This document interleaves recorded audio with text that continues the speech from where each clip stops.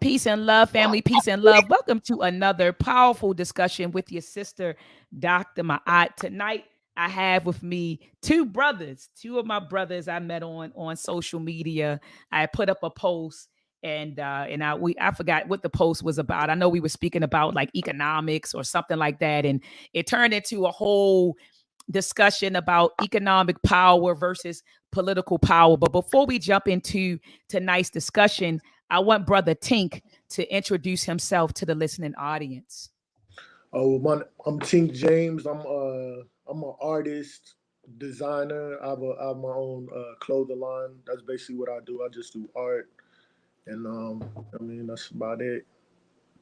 No, appreciate it. And brother Saint, go ahead and introduce yourself, brother, to the listening audience. All right, peace, family. My name is Saint Sincere. I'm incarcerated author, uh, entrepreneur, activist, and I just started a nonprofit, Emoji Nation, president with my brother and my wife. So I just want to add on to share what I know with the people. I'm a nation builder. All right, excellent, brother, excellent. So, family, take a moment out to share this video. The brothers and I are going to have a powerful build. Again, it was an Instagram post I put up, and for those who aren't connected with me on IG, please make sure you connect with me on IG. My handle is, and let me put this on the screen for you. Let me put this on the screen. I had like 3 T's just now. Hold on. Can somebody drop my IG? I don't know why my keyboard is freezing up. Hold on. Here we go. Here we go. All right. So this is my IG handle. Oh, the wrong IG handle. So it should be DR, right? dr.maat underscore. So that is my IG handle. I have the correct one up now. All right. So that is my IG handle, family. So be sure to connect with me on IG and bear with me. I try to respond to, when people, and these brothers can attest, when people comment under posts or they inbox me, I try my best to respond to everyone. But you got to be patient with your sister, okay? Because I'm working, I'm doing all sorts of stuff. And so I may not get right back to you, but I will get back to you. Ashe? All right. And so anyway, I put up a post on Instagram and brother Tink, can you refresh my memory? What I know we started talking about economic power versus political power, but do you remember what the post was? Uh, I don't even. I'm gonna be honest. I don't just remember the exact post. I know it was the I can't remember her name. I just was looking her up today. The other Dr. Tyrene Wright, that sister. Tyrene Wright. She's a bad sister. So Oh Dr. yeah, Wright. yeah. She definitely Mhm, wow. She definitely very smart. So it was at the post because I had 4 clips up. One clip was about the Obama administration. And she was talking about how you judge an administration by the legislation that they produce that will advance your people, right? That will assist Hmm. and advance the interests of your people. So that was one post. Another post, she talked about history and how history is the study of movement, the study of power, the movement of power over time. And then there was another post where she talked about willful ignorance versus ignorance. And then the last post, because there were 4, the last post was about Kamala Harris and her not doing anything for Black people. So do you remember which post it was?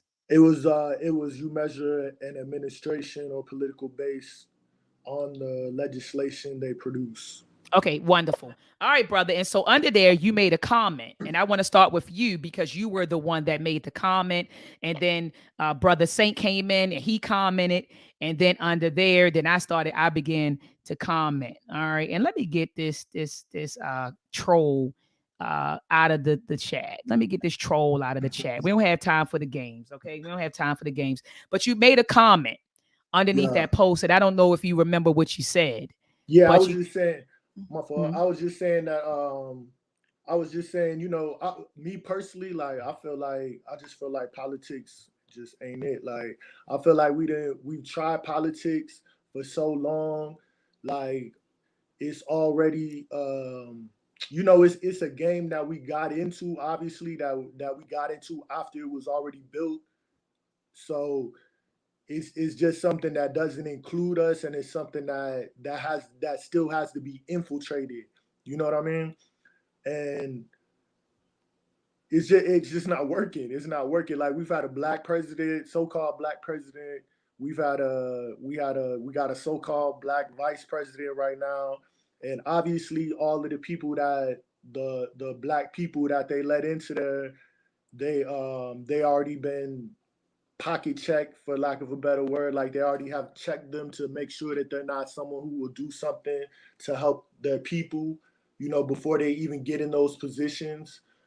And not to mention, that's just on a race level. But even aside from that, politics is already locked down already. It's a locked in game already. Then on top of that, we're only 14. Well, we're 14% of the country. Of course, almost half of that is incarcerated. So you really can't say 14%. Half of Keep building, brother. I'm gonna grab 2 books from behind me. Keep going. Oh no, of course, we're not even 14% because almost half of our people or a good chunk of our people are incarcerated right now. So we're really such a small group of people that I mean, based on what I know right now, I feel like that with that low number, it's no way that we'll be able to make the impact that we want to make on politics. And I feel the only way other than that for us to get it is through economics, is through, because at the end of the day, money runs politics. So it can't be two things that run it. Only money runs politics. So politics is secondary. You know what I mean? Okay. No, I appreciate that, brother. And brother Saint, go ahead and build, brother. All right, peace. I mean, at the beginning, brother, he was saying, feel like politics is pretty much like a moot effort. You know what I'm saying? And I understand that a lot of our people feel that way because voting and marching and all this time, we don't really see a lot of tangible, benefits and changes in our communities, that really affect us. So it seems like it doesn't really have any power. But from my perspective, it's because we have been playing a political game wrong. You Come know what I'm saying? on. It's like you said, like you just said, brother. Economics is the start, it's the foundation. Then politics is secondary. It's but no necessary because your political power grows out of your economic organization. You know what I'm saying? It's not just having money, it's about having economic organization. If it's not organized and combined like Amos Wilson and Dr. Claude always stress, then it cannot be really effective powerfully because there are groups in this nation like the Asian community. We can see what just happened with them in the pandemic and the COVID-19. It didn't take long for them to get the Asian hate crime bill passed. But that's because the Asians are very economically organized. You know what I'm saying? They move as a unit. And because of that, they're able to put their money as a collective money, not just one or two people, but collective economic power behind politicians. Because politicians are always bought and sold. Like, that's the name of the game. They bought and sold every day. You know what I'm saying? So the man with the money is control the politics. In America, big business and corporations are what dictate the political landscape because they have the money. So when we get ourselves together and get agendas and things that we want to actually push, and we put the dollars behind it, we can have politics that actually work for us. You know what I mean? We just been playing the game wrong. That's how I see it. Well, brother, also brother Tink, I muted you. Go ahead, brother. What's your rebuttal to that, or what's your response to what he was saying? That Because I, is I a actually agree. I do agree with him. We had, and I'm sorry, I didn't mean to cut your wisdom. no, I'm no. sorry, King. But what I do agree with Brother Saint in that we've been playing the game wrong. Because even if you look at the civil rights movement, right, when a lot of legislation was passed in the early '60s, a lot of that stuff was already on the books during Reconstruction. And so we're asking for things. Literally, we were asking for things or asking for rights that we already had on the books. And peace to Lerone Bennett. I'm thinking about Dr. Lerone Bennett, who wrote an entire book on the Reconstruction. And I found out about that book through reading Dr. Amos Wilson's work and listening to Dr. Amos Wilson talk about the work of Dr. Lerone Bennett, who also wrote the book Forced into Glory, about Abraham Lincoln and how he didn't write the Emancipation Proclamation because he was this benevolent person, right? He was forced into glory. But anyway, in that particular book, Dr. Lerone Bennett, he talks about a number of different laws that were put on the books, post emancipation. And so, fast forward, when you look at a lot of the legislation that was passed during the civil rights movement, that stuff was already on the books. And that's why not doctor, but Professor James Small always talks about how history erases the mystery, right? So we got to know what happened beforehand, right? We got to know what happened in the past in order to know how to move presently and in the future, right? And so I agree with Brother Saint that we've been playing the political game wrong, and that's why we haven't been seeing the tangibles that we want to see. So go ahead, Brother Tank. I have heard a lot of people say that, not to like, not to belittle what he said, because that was some real what he said. But I just feel like, I mean, the Asian, and this is just my opinion. You know what I'm saying? That I'm speaking, but I don't see the Asians they didn't have any political representation at all, and I feel like that it's already inside of politics is wrote for to oppress. Not, I hate to say oppress, because I don't really feel like that anymore. But it's written in the laws. The laws are written specifically to keep us back from doing certain things, to where there are no laws to keep back these other groups from doing things. Like, we literally are written about laws to hold us back. Specifically, there are no laws that say, that keep Asians from buying land, or from getting certain certain benefits, certain economic benefits. As far as I know, like I said, I'm only speaking from what I know. And I mean, to me, politics is so locked down. I really feel like politics is just a guise for the 1%. I hate to sound too crazy. I feel like it's a structure. It's a fake structure that is built in front of the 1%, in order to show how what they do with their money, and to stand between them and us. That way they can gauge what goes in, and gauge what they're putting out. That's how I deeply feel about the government overall. I feel like it's just a front, and it's like an ongoing soap opera. Like, everybody's constantly like, oh, Democrat, Republican, I'm Democrat, I'm Republican. Then they break it down more. I'm liberal, and I'm this. It just keeps getting broke down, because at the end of the day, to me, it's not anything. And I feel like that if we do stop voting, I feel like that if we stop voting, that I feel like people have a fear of like of not messing with the government, because they've made us so dependent on them. So we have like this fear, like, oh, if we don't play the game, and if we don't join in with them, then we're gonna be left out in the cold. But I feel like money talks. But at the end of the day, I do know that it's very hard for us as a people, because whenever we have these talks, it always comes down to unity. And unity is our problem, is a big problem with us. Like, because we do have to unify in order to make these things move. But as far as the government, that's just how I feel. Like, I just don't see. I mean, I don't see anything coming from it. Like, nothing has ever come from it. We're actually under the same constitution that our ancestors were in.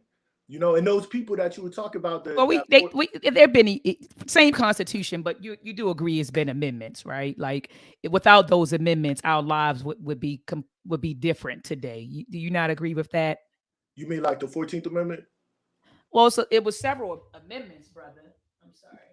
But there were several amendments that were a lot of amendments that were passed. So we're under the same constitution, yes, but there were amendments, right, to the Constitution. And so I wouldn't say So that have they? our situation is exactly the same as our ancestors. But go ahead, brother. I'm here. I'm listening to you.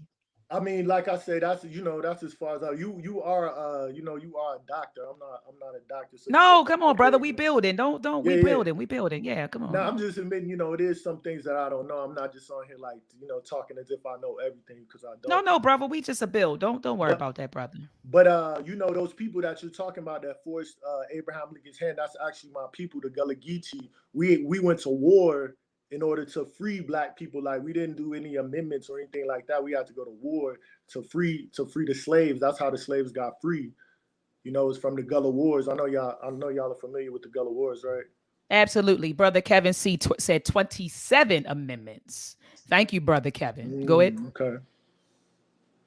But yeah, that's just that's just how I feel. Like I just don't see anything changing like at all. Like people still getting killed, like people still being marginalized, still segregated. I mean, and even from us integrating that even messed us up more. Like, Yeah, yeah. I'm told I was totally against that, and even Dr. King, remember, he changed his position to before he got assassinated, before he was assassinated in 68. Remember, he said, I think I was asking my people to integrate into a burning house. I think he wrote Hmm. a letter to Harry Belafonte. So I agree with that, brother. And I do agree with Brother Saint that we have been playing the game wrong. And see, Dr. King, even, and I would say that Dr. King he's one of the most underrated intellectuals, I believe. In our time, in my opinion, when people think of intellectuals, and visionaries, they just say, oh, he was a integrationist, and people just kind of dismiss him and they throw him to the side. But even Dr. King evolved in his thinking, right? So initially, remember the Montgomery boycott. So he was all about boycotting and economic power and economic this. And then he said, wait a minute. He went from economics to politics. He said, because even Dr. King recognized that economics had its limits. And so he said, oh, no, we need to go down Washington, and it needs to be a massive redistribution of wealth and power. So he started going after the political power. So remember, it was the economics we're going to boycott because we want to use economics to change our condition and to get these rights and do this. But then towards the latter part of his life, he started talking. A lot of his talking points were Black nationalist talking points, and he focused on political power. He talked about reparations, and who's going to give you reparations, right? You need to get involved in politics to get that. But even Dr. King said that he noticed that boycotting had its limits. So he began to evolve. And so do you brothers believe that politics create wealth? I'm asking this for a reason. I have my Bible with me right here, Blueprint for Black Power. Do you believe that politics creates wealth? Go ahead, Brother Saint. I think it's interesting. I actually call that my Bible. That's funny. The Blueprint for Black Power. I feel like that's the Black Yeah, people's Bible. But that's right. right. But yeah, I mean, I feel like I'm gonna answer that question in a kind of roundabout way, right? So economic systems are built on social systems, so it has to be to address the brother's point about unity. You can't organize anything without organized people. Like people have to have a common idea. So every system of human interaction organization is built upon the people first, the way that people relate to each other. So that's going to come from the economics, which is going to the politics, et cetera, right? So with that being said, the wealth of the people is going to be grown through politics and economics, both, because the economics is how you manufacture, distribute, create, and generate the income, revenue, and things of this nature. But the political policies that is the action is how you are going to be able to protect it and transmit it through generations. And it can in times create wealth, because there have been many political policies enacted that created wealth for white people directly, like the Homestead Act. You know what I'm saying? That directly gave white people land, and land is and home ownership is the quickest ways to transfer wealth. The Mineral Leasing Act authorized the federal government, you know what I'm saying, do these things. Like, so I believe that, yeah, politics is a way to generate and create wealth, because it's the policies, you know what I'm saying? And the politics is about advocating for policies that positively affect your group. You know what I'm saying? So when you're dealing with things that you're saying like Jim Crow, et cetera, these were policies in place that negatively affected your group, laws on the books, et cetera, like that. And these things are political practices. So you have to address politics with politics. You see my sign? Absolutely. That's how I see. That's how I answer that question. No. Absolutely. And we got to do both. And so even if you read Blueprint for Black Power, if you read by Dr. Amos Wilson, my other Bible, by the way, Brother Saint, is Nation Building by Kwame Nkoto. So that one talks about African-centered education and provides us with a curriculum to educate our babies, which I'm currently implementing with the Conscious Ingenuity program. But anyway, so even in Powernomics and Blueprint for Black Power, Powernomics by Dr. Claude Anderson, they both of them advocate for both. They're like, we got to do both. We got to get involved in politics. We got to get involved in economics. Now, let me show you all a slide really quickly. And Brother Saint did touch on this. He did touch on this. So let me do this and let me get this out of the way. All right. And let me move it over. All right. So this came straight out of Blueprint for Black Power, right? In Dr. Amos Wilson's book. And I believe this is on page 34 of Blueprint for Black Power, where he talks about how there was 300 years of wealth creation policies, right? So from 1675 to 1975, literally, white folks were creating policies that generated wealth for white people. And see, so that's when I talk about, when I say reparations, where are we going to get that from? That comes from politics. You got to get involved in politics to get that, right? Because that's a political decision.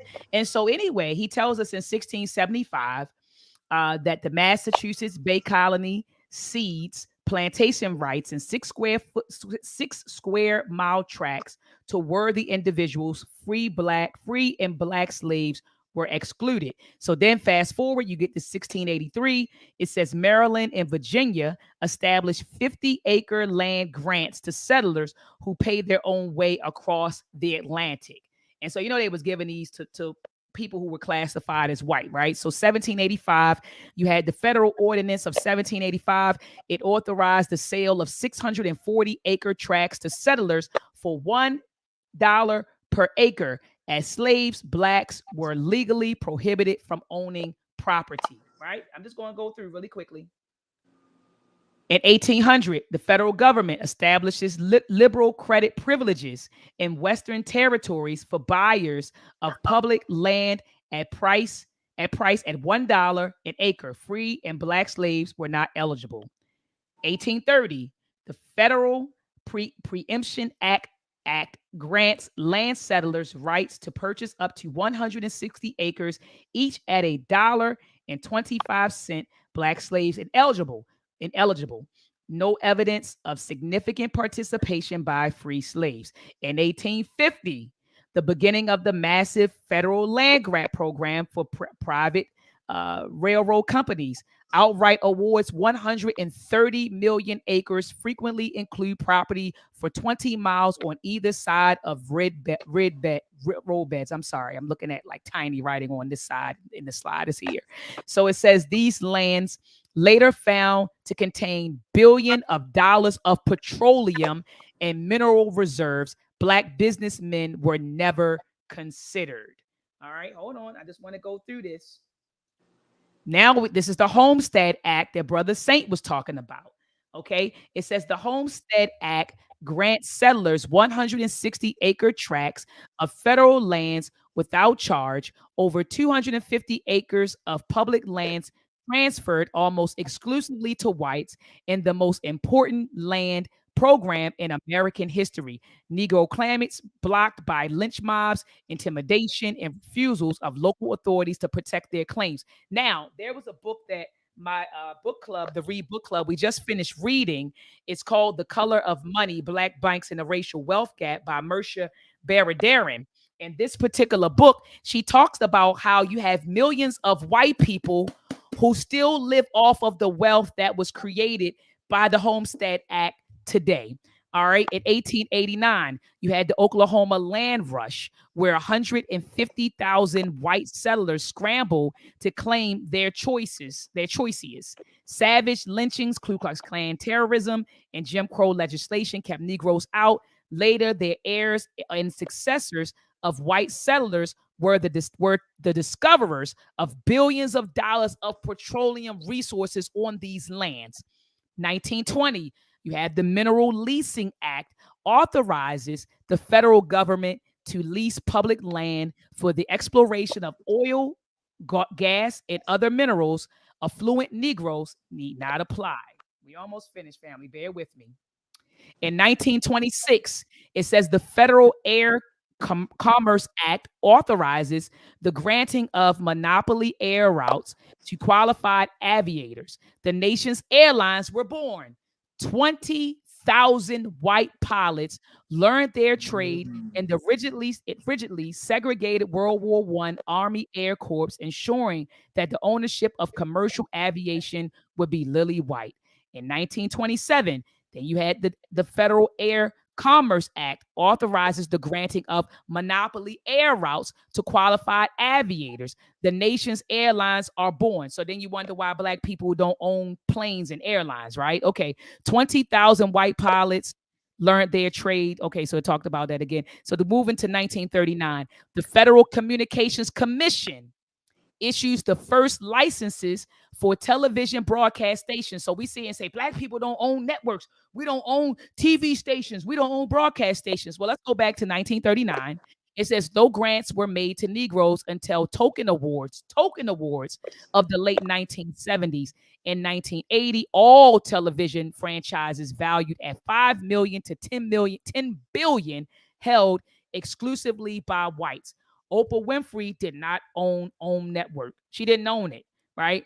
Then you have P. Diddy, who people are saying own Revolt. He doesn't own Revolt. You know, I think he's like the face of it, but he's like a minority share owner. So we don't own these broadcast networks, right? We don't own them. Go ahead, brother. No, I said can't own it. Can't own it. So look at this. In 1941, it says the government contracting becomes a major factor in the sales revenues and profits of private enterprises. During the years 1941 to 1980, approximately 3 trillion in contract awards were made almost exclusively to white-owned firms. Okay, so I just wanted to show you, and I feel like I'm missing a slide here. I feel like I'm missing something, but I wanted to show you all how literally there was 300 years of policies that were created that benefited whites exclusively. Okay, and everything that I showed you, family, you can find that. It's a table on page 34 and Blueprint for Black Power. So that's why I said, brother, we got to understand that policies create wealth. Policies create wealth. I mean, even when you think about it, let's go back to, and this book talks about it here in this particular book, The Color of Money, Black Banks and the Racial Wealth Gap by Marcia Baradarian. In this book, she talks about the other policies. Let's go back to the 1940s with Roosevelt, you know, and the New Deal policies, right? And so those policies created a white middle class, white suburbs, and Black ghettos. And that was through their policies. You had redlining, you had home ownerships, right? Where they were given houses and loans. They were giving white people loans for houses and things, and we were denied. They wouldn't give us mortgages. So during that time, and you know what's crazy, brother? Black folks love Roosevelt. We love Roosevelt, and Roosevelt did nothing for us. But anyway, I'm sitting here thinking about, you know, the policies that were created. You know, they created during the New Deal. They created a robust home owning. They created capital that they were giving white people while they were putting us. We had these loans with these mom and pop stores and trying to finance things, but white people were giving credit. They were giving homes, and what that did was create a white middle class. See, the white middle class was created. It was manufactured by our government, as well as the Black ghetto, right? Black poverty that was created. That is a manufacture. That was manufactured by our government. All right. And so then you had the redlining. You had no mortgages, contract sellers, high interest mortgages. Also, the GI Bill, when that was first created, the GI Bill helped white veterans go to college, which allowed them to improve the quality of their lives. So, if you really study political history, brother, you'll see that policies create wealth, policies shape our world. All right, policies dictate. I know you said that economics economics dictates policies. I would argue that it's the other way around. But go ahead, brother, because I know I kind of went on a tangent showing everybody the slides. But No, go no, ahead. I I want to go ahead and appreciate pass that. the mic. Yeah, I learned some things, so now I appreciate that. But I do see what you're saying. But like I feel like all of those things are based on a fairness also. Like for all of these things, all of these policies to work, that would mean that this game has to be fair. And Hold on. that they Let me say something really quick. Sarul, policies shape the world. You just seen a bunch of policies that were created. Stop it. I don't got time for the trolling. I'm getting ready to block some folks. Go ahead, brother. But yeah, I just feel like all of that would be fine if the game was fair. Like some of the things that you were saying like of course like white and black, like and you were talking about how the immigrants came in from Europe and were coming here grabbing up land. So those immigrants was coming from England, Poland, wherever they was coming from, and then when they come here, they're white. So as soon as they put as soon because the government can't see everybody. So the way that they another way that they hold people down is from the of course white and black. As soon as they see you put black on whatever application, you going in a certain box. So to me, off top the game is unfair. And all of the things that you were saying would be cool if this game was fair and it wasn't again like I say set to shut us out anyway. All of that land that was I also have family that's in Oklahoma. My family's also Muskogee Creek, and they live up in Oklahoma also. And the whole Oklahoma was supposed to be ours actually at first, but that's treaty again. That's they have numerous treaties that they've ignored that they've had with us. That they've ignored. So that's all based on if the game is fair, and the game is not fair. The land, all that land that they grabbed up, they already knew that land had petroleum on it before they even came and grabbed it. That was the reason they grabbed the land because they knew that the land had petroleum on it, and we didn't know that. So they're so far ahead of us in the game. Politics is gridlocked. Even as far as even as far as corporations, small businesses, corporations have politics locked down. Even if we were to even it would be very difficult for us to even start all of these small businesses because small businesses don't get the money that corporations get. Obviously, we're seeing that right now, you know, with all the billions of dollars that they're giving all of these corporations right now. I even seen they gave the Catholic Church like one point something billion. So the game just not fair. If the game was fair, then all of that would be cool. That all would be cool to say like. But like I said, white black, we got white black where we not gonna put white on no application because we're not gonna do that. So as soon as they see black, it's boom. That's the game. You know what I mean? That's how I feel. Okay, no, I appreciate that. Brother Saint, did you want to add on, brother? Uh, yeah, I would say as far as like the game being fair, the current world we live in now is the result of all those policies, right? And it was designed to place us and keep us at a disadvantage. Like, um, you know, I don't know how familiar you are with like the history of like the slavery area and the colonial area of America. But it was a period in time where poor whites and poor blacks were kind of working together, right? We were working side by side. We had indentures and you had black indentures, or slaves. They just wasn't quite yet reduced to a lifetime servitude, race based. And there were a few uprisings where blacks and whites were coming up, uniting together against the planter elite. You know what I'm saying? Like, and LaRon Bennett, he built on this and like shaping a Black America and things like that.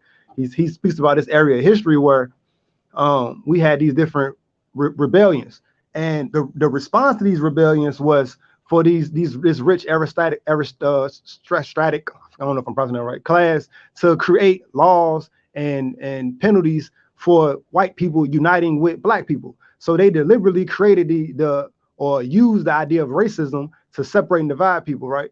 And in that moment, they were deliberately making it unfair. You know what I'm saying? Like it was this, so it's been unfair, and it's supposed to be unfair according to the system. The system is built on white supremacy. It's not built on racial equality.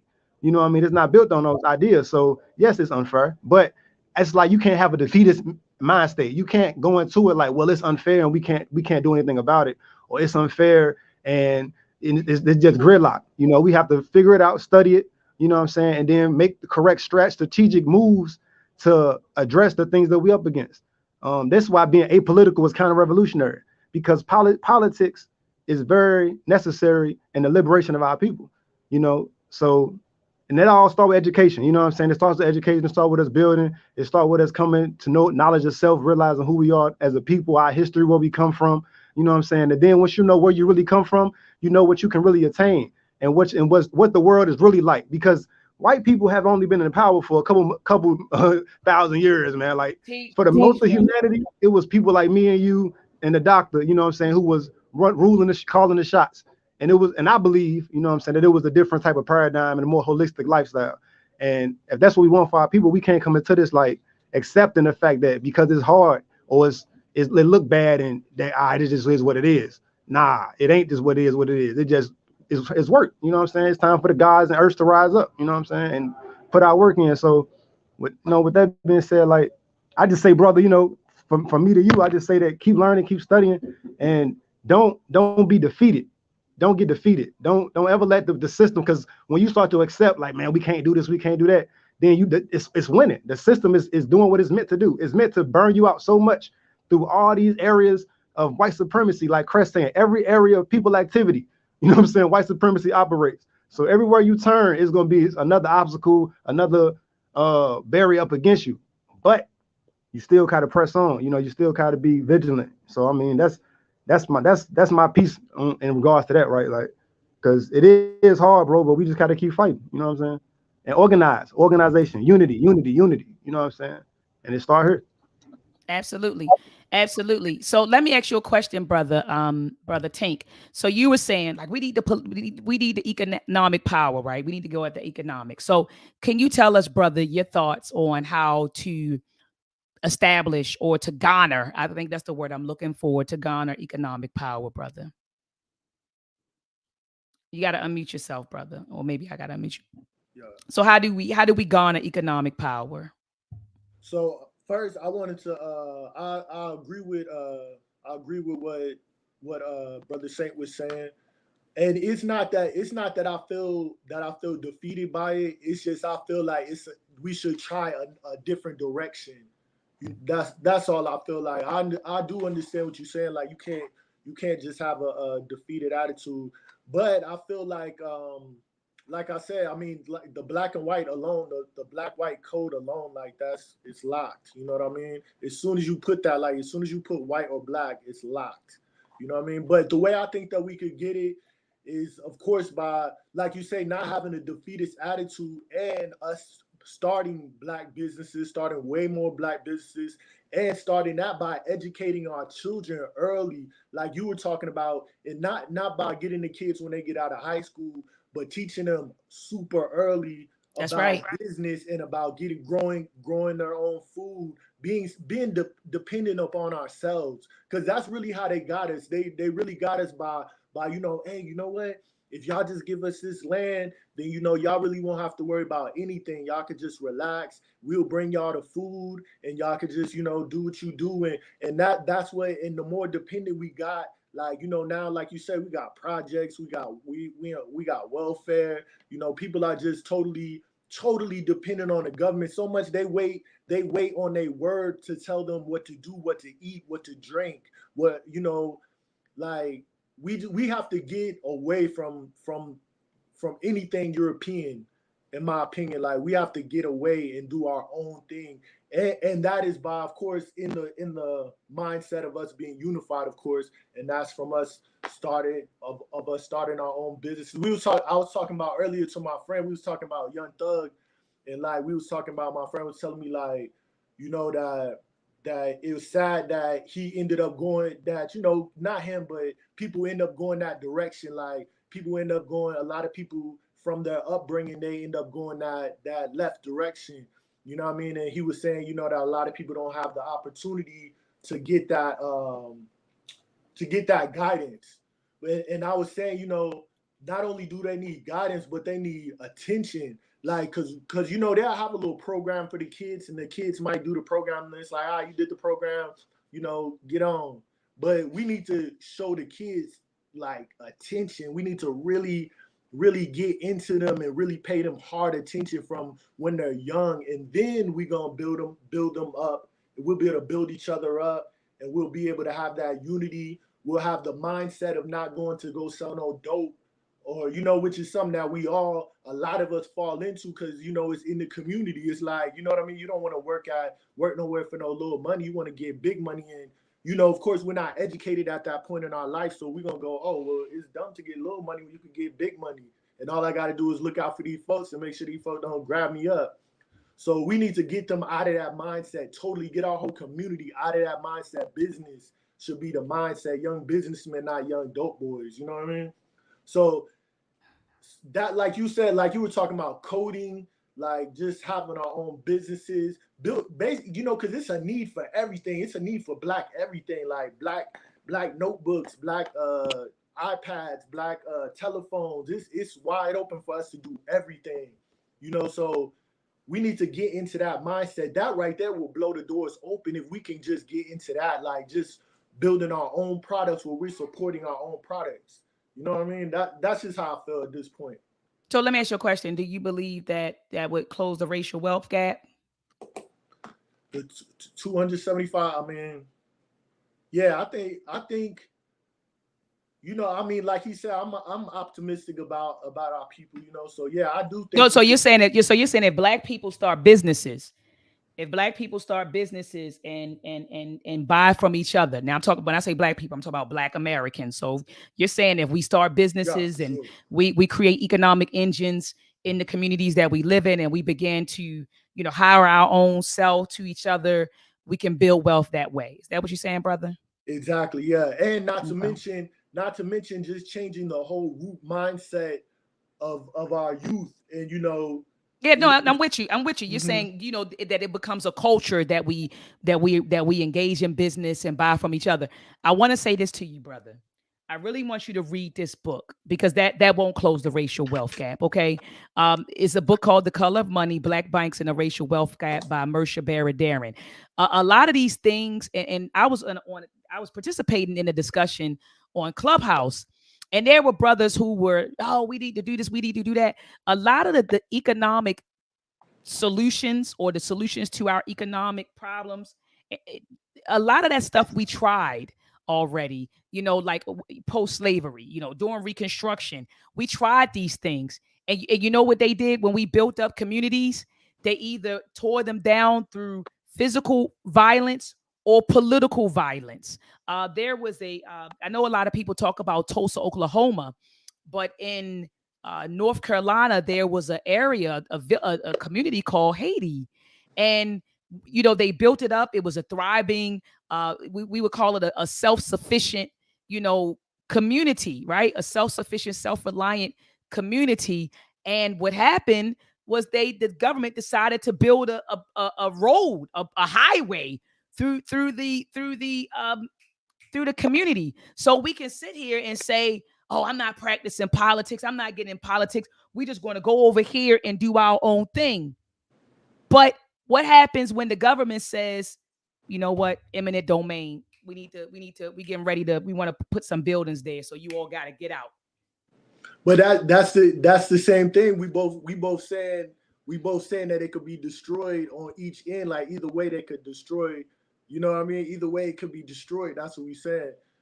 So I mean, that's what I'm saying. Is the And, game and is. then the question is, do we even have enough capital to do what you're asking? So do you believe, brother, in that whole, we have 1.2 trillion, 1.5 trillion buying power? Do you believe in what? Because I mean, a lot of people have talked about that. I don't Um, believe in buying power now, but I believe. I mean, that's money, but I wouldn't label it as buying power. But yeah, we do have Gotcha. money for sure. So you said we have money, but do you believe in that whole idea of us spending 1.5 trillion? Do you think we have 1.5 trillion to spend? That's my question. Or 1.2, 1.3? They keep every other year is something else. You know, One time at first it was 800 billion, now it's 1.5. Do you actually believe that we have that in the Black community? Do you believe that, brother? I mean, I can only speak from my perspective, and I come from Atlanta, and I see a lot of money.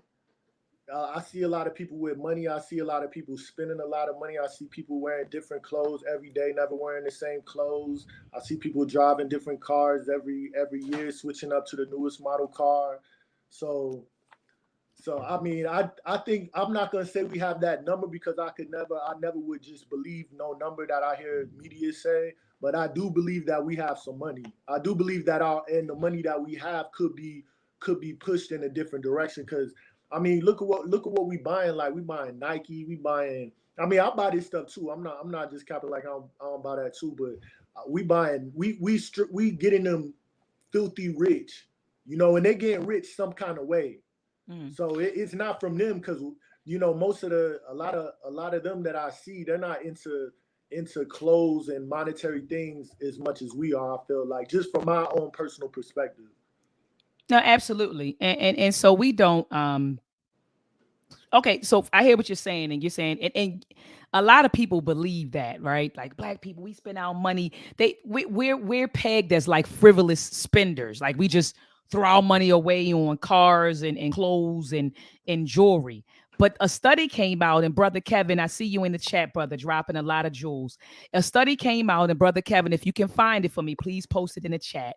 A study came out, and it revealed that Black people spend most of their money on needs, which blew up the whole myth that we're these frivolous spenders. And I don't, and I there's this that whole stereotype that we just blow our money. And I don't know if it's because we watch too much TV or if we're looking at music videos. I mean, I don't know what it is, but this is an idea out there that we're just these frivolous spenders. And then a stat came out that Black people are that we spend our money Oh, I seen mostly that on like toilet paper and like that. yeah, mostly on our needs. So that whole idea that we're just these frivolous spenders isn't true. And I just wanted to go back to my point about the 1.2 trillion buying power. We don't have that. And there, shout out to Dr. Jared Ball. I love his work. He has a book called The Myth and Propaganda of Black Buying Power. And, Dr. Ball was, I mean, a lot of people got mad with him when he exploded the myth, but it's true. We hear it all the time. Our leaders, we got 1.2 trillion. So then you start repeating it.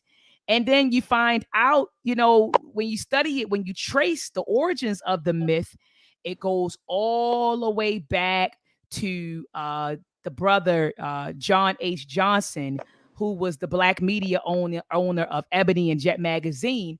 And he put out this myth. He put out a video back in 1952, family.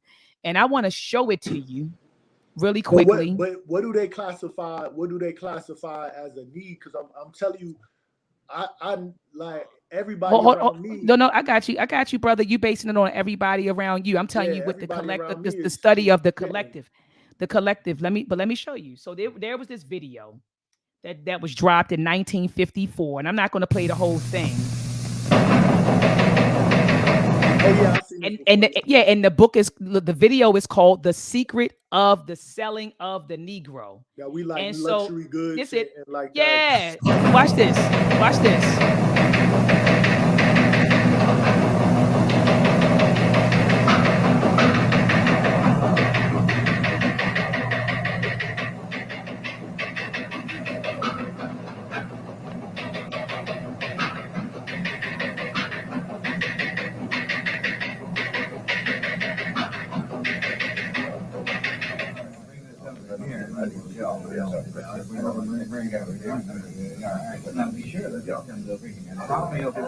We'll move that over there. Why don't you here now? You got the level on that, Joe? Hey, how's this video coming through? Are the lights hot enough? Don't forget to dolly in close. All right, return, stay clear, number 2 camera, and all set.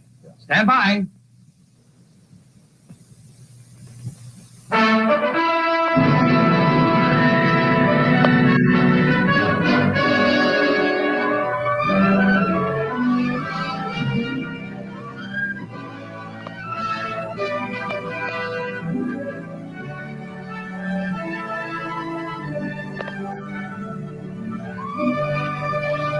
Let me bypass some of this. $15 billion, a terrific impact on business. Here we go, family. Hello, I'm Bob Trout. I've got a story here that I think is big, really big, because it's bound to have a terrific impact on business. I'm talking about a new market, a big new market, millions upon millions of new prospects with $15 billion to spend. 15 That's billion right, in I 19. said 15 billion. Let's stop right here. This is 1954, right? This is post World War II. This is New Deal policies have been passed. We're dealing with redlining, right? We're dealing with contract sellers, high interest rate, all of this stuff, right? What And year? in 1954, in this video, they're telling white advertisers that black people have a buying power or spending power of $15 billion. Let's look at this. Hold on. That's a lot of money, isn't it? The surprising thing is that it's a fresh market, still full of opportunities. It grew up so fast, got so big in a hurry, that few of us realize its scope. Now, these days, nobody's likely to pass up chances to sell. And yet right here in our own front yard, there's a neglected market. There's money waiting to be spent. To get the story of this market, to be able to tell you the secret of selling the Negro, we did a lot of digging. We talked to leading businessmen, the customers, and the salesmen. We went to Washington, D.C. We set up cameras and other key points around the nation. And out of this all, there emerged a story, the story of a new market. Now, tell me in the chat who was living like this, because my people come from the South. And my grandmother and my grandfather had 6th grade and 8th grade educations, and they worked on tobacco farms, and they worked as domestic workers. But hold on. But in 1954, we were living like this. Hold on.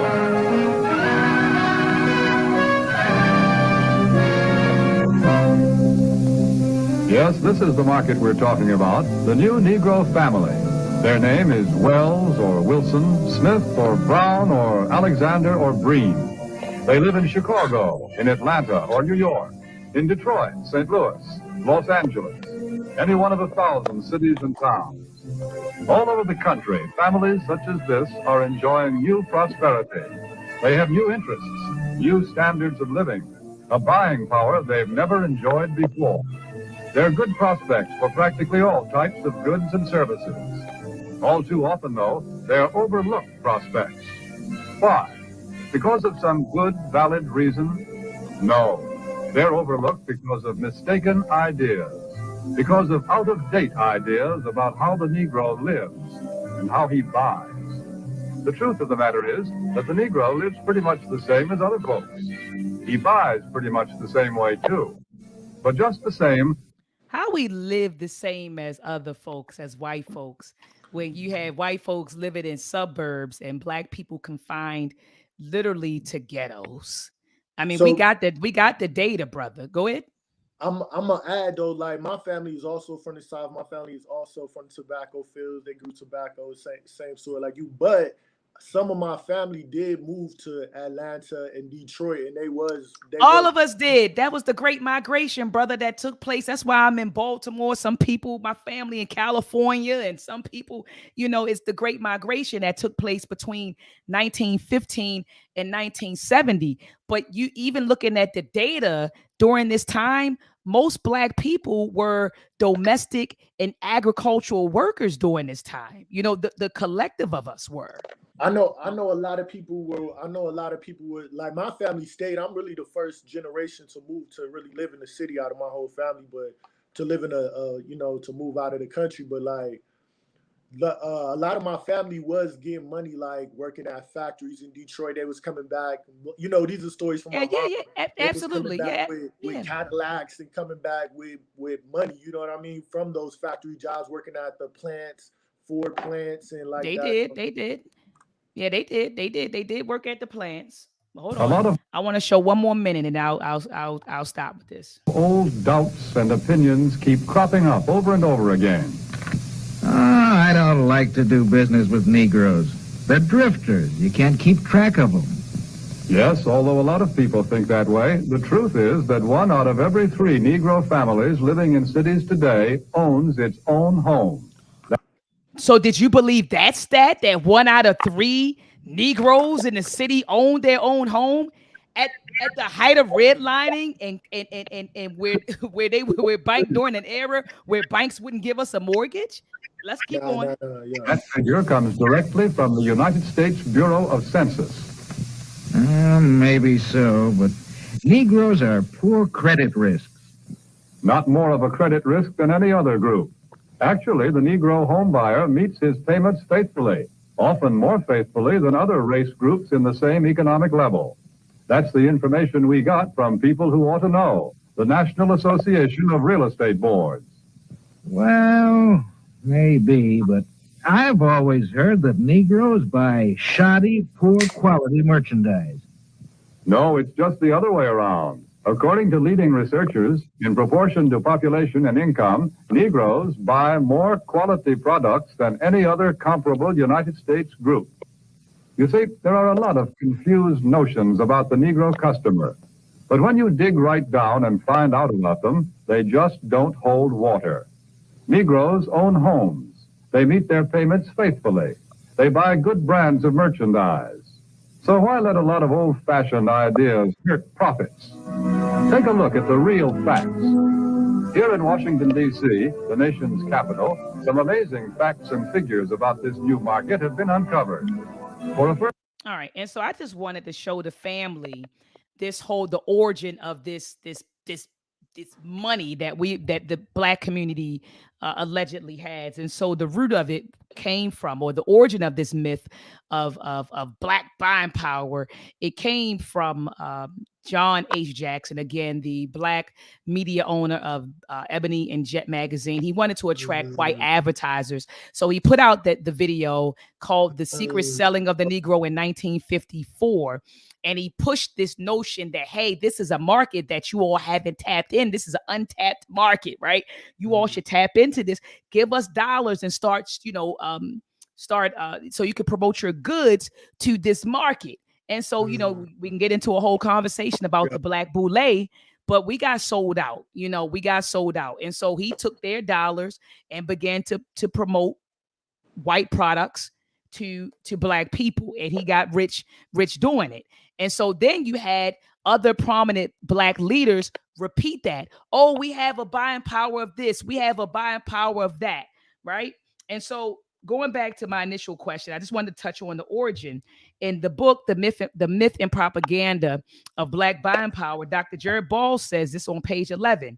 He says, on one hand, it is truly simple.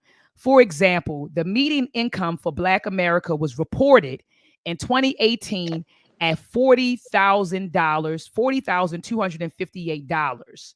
Okay. And there are roughly 40 million African Americans in the United States. For there to be what is popularly understood as more than 1 trillion in buying power, this would mean that each and every single Black person would have to spend at least every single penny earned.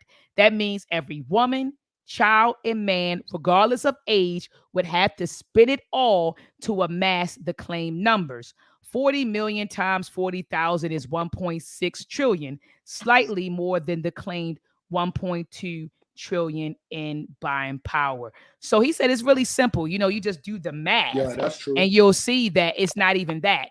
And so then I want to fast forward today. You have reports by the Sterling Center and Nielsen. They keep this myth alive, okay, with these reports. Oh, it's 1.2 this year. The next year is 1.5. The next year, but no one ever. If you go back and you just do your due diligence and you try to vet these reports, They don't give you their methods for how they're calculating these numbers. But we don't ask questions. What we do is just repeat it. Oh, according to Sterling Center and the Nielsen's report, we're spending 1.2 trillion, or we're spending 1.4, we're spending 1.5. But does anyone ever take the time to say, let me research their methodology? How are you coming up with these numbers? They say they only ask a certain amount of people also in order for you to classify it as a survey. It only has to be a small number of people that you ask the information in order for you to get the collective idea. No, absolutely. And so it's and their methods, even if you go to your website, because I know their website, and I know some people say, well, Dr. I'm on their website now, and it says this. Their methods are very vague in how they're computing this 1.2. And see, we just repeat it. We've heard prominent, even Dr. King, Malcolm X, a lot of them repeated the myth. Even in Blueprint for Black Power, Dr. Amos Wilson he repeats it, and he cites Sterling Center, right? And so I know that if Baba was alive and well today, he probably wouldn't have put that stat, in the Blueprint for Black Power. So, again, brother, we got to understand where these ideas come from, and we got to do our due diligence in like vetting these ideas. You get what I'm saying? True. Yeah, you're right. You're definitely right. Mm-hmm. Brother Saint, did you want to jump in, brother?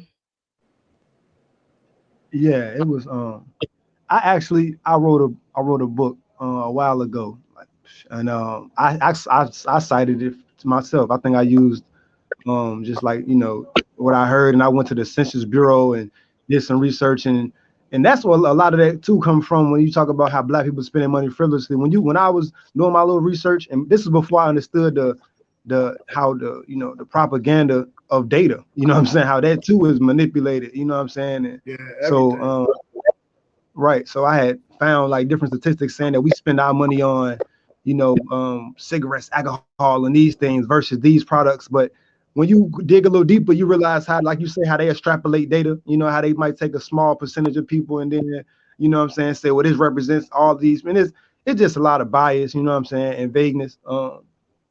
But to answer the question, you were saying like some plans, right?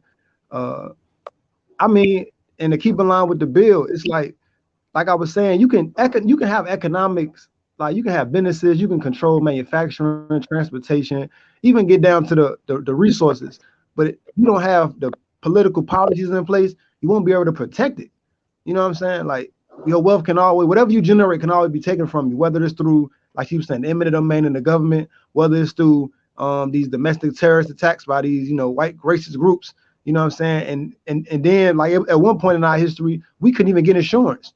So if we built all this stuff up and then they come and burn it down and take it from us, and we're not even legally allowed to, have insurance, then it does what is the good does it do? So it's the politics is really necessary to protect the wealth, man. You know what I'm saying? Whatever you generate, you need politics to protect it and to defend it. And as well as you need people, you need actually like militants, and because I'm coming from the perspective of nation building, and you can't have anything if you can't protect it. You know what I'm saying? Yeah, exactly. I was gonna say that. Yeah. Like we don't have a military at the end of the day. So like you were saying about eminent domain, like ultimately we don't have our own military. They got a military. So so do it all come down to guns at the end of the day? So remember, you and I were talking earlier, the three of us, remember before we went live, and I was talking about the importance of STEM. And I said that anyone who is serious about nation building has to be involved in STEM. So people talk all this nation building stuff, but what are you pushing STEM? STEM makes the world go round. STEM can protect you. STEM will protect you, will protect your communities. STEM. But a lot of us, we sitting here, and I don't want to get in. I don't even want to get into that. That would be a whole nother discussion. But to answer, going back to what this brother was talking about, we need to get involved in STEM. STEM is what makes the world go round. And yes, Rashid, I see you said most of our money is spent on necessities. Exactly. And it was a study that came out that talked about that. Is that the study, Brother Kevin? Because I asked you to put the study, Brother Kevin, in there. put the study in there regarding, how we spend our money. But a study did come out that shows that Black people, we spend our money on necessities more than any other group of people. But of course, the perception is that we're frivolous spenders and we just buy Nikes and weed and alcohol and jewelry. But that's not what the data says. That's not what the study says. All right. But anyway, we've been on for an hour, brother. Do you all have any closing, any words, any closing words for the listening audience? Starting with you, Brother Tank. Uh, nah, not really. I learned a lot today. I definitely learned some things that I hadn't heard before. I learned about some books. I definitely need to do some reading for sure.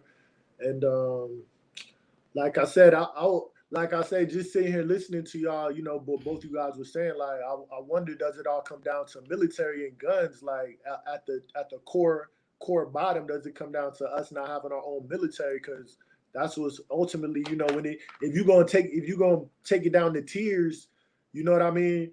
Like you say, we could get shut down by eminent domain. We could get locked out of voting. So that's how ultimately they do it. Like, we have so many of us are locked up. They have so many of us incarcerated, being held, by guns. So does it ultimately come down to guns, the military? Yeah, and I like what Miss Tiffany said. You ain't not gonna let you have no military in here. Like she said, you gotta have your own country first. Now, maybe a militia, like a little black militia, but you talk about the black, we got our own military.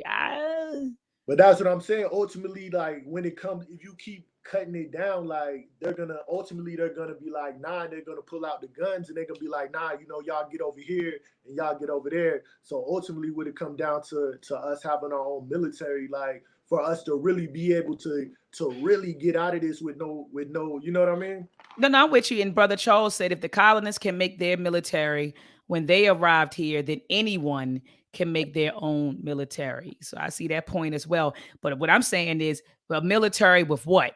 You need to be involved in STEM. You gotta be involved Oh and yeah. shout out to Miss Old. She said, Miss Oil said, don't forget STEAM, don't forget the art. Yeah, absolutely, Oh absolutely. yeah.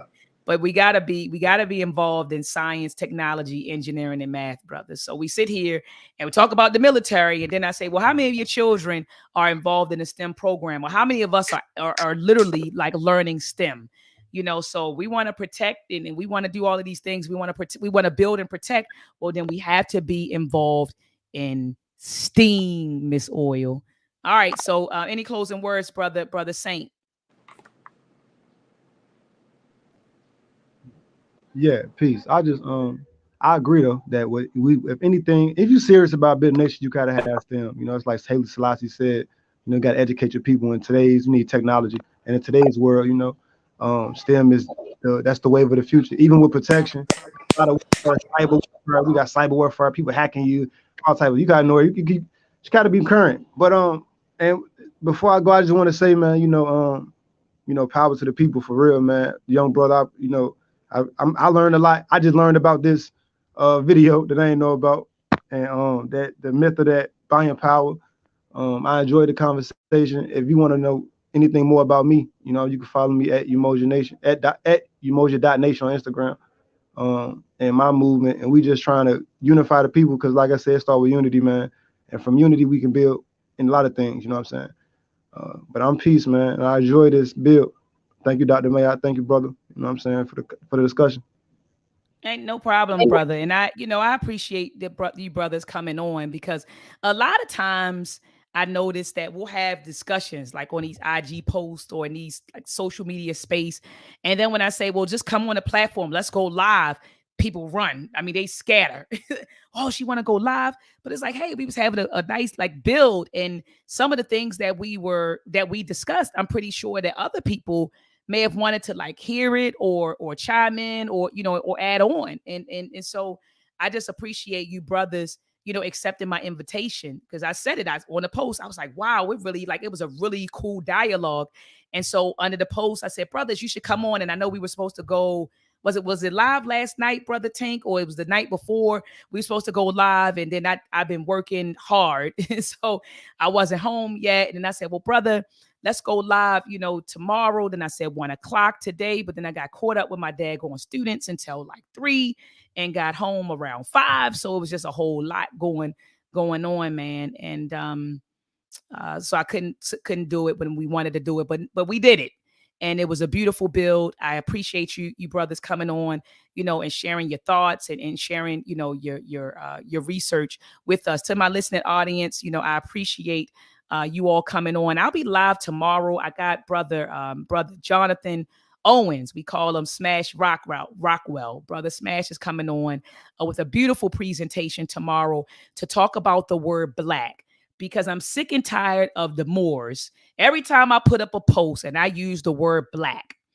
the more science brothers and sisters come on. Well, sister, you shouldn't be using the word black because according to the English dictionary, black is this and black is that. And we didn't call ourselves black until, the white man came to us. And that's when we call it. I'm sitting on the post like this, shaking my head like, brother. Have you ever heard of the root word Kim and Kemet? And that meant black. And did we call ourselves black? Well, African linguists have shown, and peace to people like Okanini Kambone, who's in Ghana now. He teaches at the University of Ghana. Peace to brother Nechaneb. Peace to the brother that's coming on tomorrow, brother Jonathan Owens. They talk, and the linguists have demonstrated that we did see ourselves as black, and we did make a distinction based on skin color. So anyway, I know I'm kind of giving it away, but tomorrow we're going to be providing, the resources, okay, not the resources, the sources behind what I'm saying. And so we're going to unpack that, and so the question tomorrow will be, did we see ourselves as black prior to European contact? The answer is yes, family. But, again, according to the Moors, they'll tell you no. All right. And so anyway, I mean, I understand their position on how black is in a nationality. I get all of that. But to say that we didn't call ourselves black until white people labeled us as such, that's misinformation or disinformation. All right.